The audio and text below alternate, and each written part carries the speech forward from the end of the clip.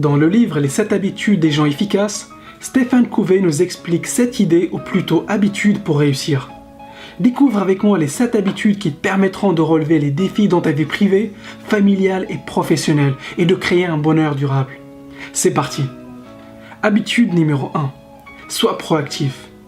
Est-ce que tu connais quelqu'un qui se plaint tout le temps ? Les factures d'électricité sont trop chères, l'essence coûte trop cher, la vie coûte trop cher. Ce sont des personnes réactives. L'état d'esprit des personnes réactives dépend des facteurs extérieurs. Ils n'ont aucun contrôle sur leur situation ou vie en général. Ils se placent en situation de victime.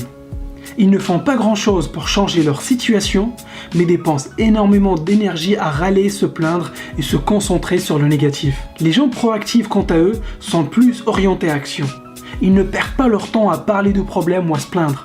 Ils choisissent et contrôlent leur réaction face à un stimulus extérieur et préfèrent chercher des solutions et agir au lieu de se plaindre. Rappelle-toi que nous sommes libres de choisir et nous sommes responsables de nos choix. Dans chaque situation, aussi difficile ou énervante qu'elle soit, tu es responsable de ta réaction. Tu peux être proactif, donc agir de façon positive, constructive et chercher des solutions pour progresser, ou bien au contraire, te concentrer sur le négatif, râler, ce qui ne fera que empirer la situation. C'est ton choix au final. Habitude numéro 2. Commence avec la fin en tête. Comme la majorité des gens, j'avais l'habitude de suivre le flow. J'ai fait des études, j'ai eu un diplôme d'ingénieur sans trop savoir pourquoi ni comment, parce qu'un prof m'avait conseillé cette voie quand j'étais au lycée. J'étais bon en maths, donc c'était un parcours soi-disant normal. Maintenant, est-ce que c'était vraiment ce que je voulais faire ? Est-ce que ce diplôme était vraiment nécessaire pour faire ce que je suis en train de faire aujourd'hui ? Probablement pas. C'est avec ce diplôme que j'ai pu travailler dans une multinationale, trouver mon premier travail, voyager dans plus d'une vingtaine de pays différents et vivre actuellement en Australie. Donc je ne regrette pas vraiment mon choix, mais je pense que j'aurais pu arriver là où je suis aujourd'hui plus rapidement si j'avais eu cette vision, cet objectif en tête dès le début, et faire ce qui me plaît dans la vie bien plus tôt. Pour te donner une image, j'ai progressé en zigzag au lieu de tirer une ligne droite. J'ai l'impression d'avoir appris plus en lisant 10 livres sur les sujets qui me passionnent vraiment que durant mes 5 années d'études après le bac, durant lesquelles j'ai étudié des matières qui ne m'intéressaient pas plus que ça. Donc, pose-toi la question, pourquoi tu fais ce que tu fais ? Qu'est-ce que tu aimerais réaliser à la fin de ta vie ? Définis des objectifs, une vision claire et commence avec la fin en tête. Habitude numéro 3. Fais les choses importantes en premier. Parmi les 7 habitudes, c'est celle qui a eu le plus d'impact sur moi. Soyons honnêtes 2 secondes. On fait tous des choses qui nous éloignent de nos objectifs, ou en tout cas qui ne nous en rapprochent pas. Parfois je me retrouve en train d'enchaîner vidéo après vidéo sur YouTube, alors que initialement j'étais allé sur YouTube pour faire une recherche bien spécifique.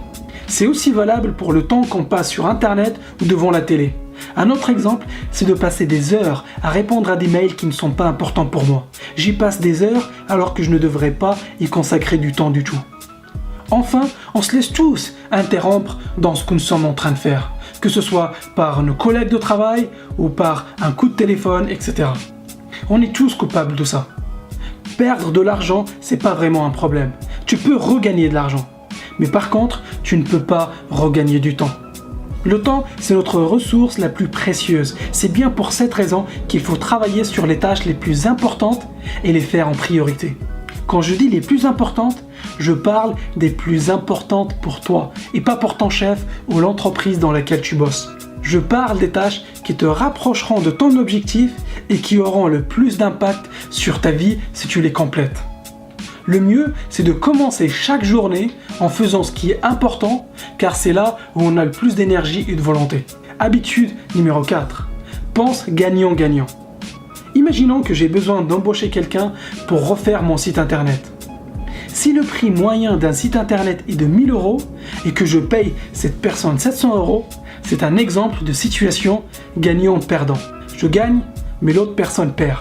Le développeur peut accepter le travail, mais ne sera pas vraiment content. Il ne fera pas beaucoup d'efforts si je lui demande des fonctionnalités en plus, et s'il reçoit une autre demande où il est payé plus, il la fera sûrement passer en priorité par rapport à la mienne. Si à la place, je paye le développeur 1 200 €, parce que je sais que le site internet va me rapporter bien plus que 1200 €, dans ce cas, c'est une situation gagnant-gagnant, dans laquelle tout le monde est gagnant. Les situations gagnant-perdant ne marchent pas parce que les gens ne sont pas stupides. Les gens se rendent compte à un moment ou à un autre qu'ils sont à voir. Quand tu crées des situations gagnant-gagnant, tu gagnes quelque chose et tu fais profiter les autres. Tout ce que tu as à faire donc, c'est de répéter ce processus pour créer plus de profit. Les entreprises qui se portent le mieux aujourd'hui sont celles qui traitent bien leurs employés comme leurs clients. Des salariés satisfaits sont plus impliqués et produisent bien plus et font un travail de meilleure qualité. Habitude numéro 5. Cherche à comprendre d'abord et à être compris ensuite.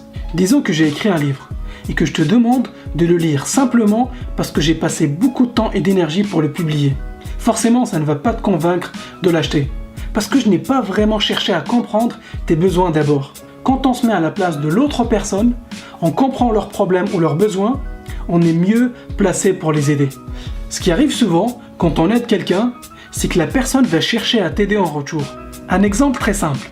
Si tu tiens la porte à quelqu'un, il y a de fortes chances que cette personne te tienne la porte à son tour. Donc sois à l'écoute, cherche à aider les autres, à comprendre leurs besoins et à les aider. Et tu verras que les autres t'aideront à résoudre tes problèmes en retour. Habitude numéro 6. Pratique la synergie. Pratiquer la synergie, c'est travailler ensemble pour trouver une solution plus efficace que la somme des solutions de chacun. Lorsque des personnes travaillent ensemble en bonne harmonie, vers un objectif commun, elles produisent et atteignent des résultats largement supérieurs à ce qu'elles auraient pu accomplir si elles avaient agi séparément. Si on reprend l'exemple du site internet, imaginons que je fasse appel à un designer graphique avec 15 ans d'expérience. Le conseil que ce designer peut me donner me fera sûrement économiser 15 ans de recherche et de travail. Si en plus je fais appel à un expert en marketing avec 15 ans d'expérience, avec une équipe juste de 2 personnes, on aura accumulé plus de 30 ans d'expérience. Quand Mark Zuckerberg a lancé Facebook, il a aussi fait appel à des gens spécialisés dans des domaines qu'il ne maîtrisait pas, comme la finance, l'investissement, la comptabilité et les ressources humaines. Encore une fois, notre temps est limité. Nous ne pouvons pas être compétents dans tous les domaines. Les personnes vraiment efficaces acceptent qu'elles ont des limites, mais profitent de la synergie avec d'autres personnes qui est puissante et limitée. Habitude numéro 7. Aiguisez vos facultés. Affûtez la scie. L'idée ici, c'est de prendre le temps pour progresser et développer une habitude d'auto-éducation pour devenir une meilleure personne. Soit en gagnant de nouvelles compétences, de nouvelles expériences ou en maintenant une bonne santé mentale et physique. Stephen Covey insiste beaucoup sur le développement personnel pour atteindre ses objectifs. Il faut toujours se poser la question: est-ce que je suis une meilleure personne aujourd'hui par rapport à qui j'étais hier? Qu'est-ce que je peux faire pour m'améliorer? Donc, lis des livres, va à des séminaires, prends soin de ta santé et de ton corps, affûte ta scie. Voilà, c'était les 7 habitudes des gens efficaces par Stephen Covey. Clique sur j'aime si tu as aimé cette vidéo. Abonne-toi à la chaîne pour recevoir une vidéo comme celle-ci tous les vendredis.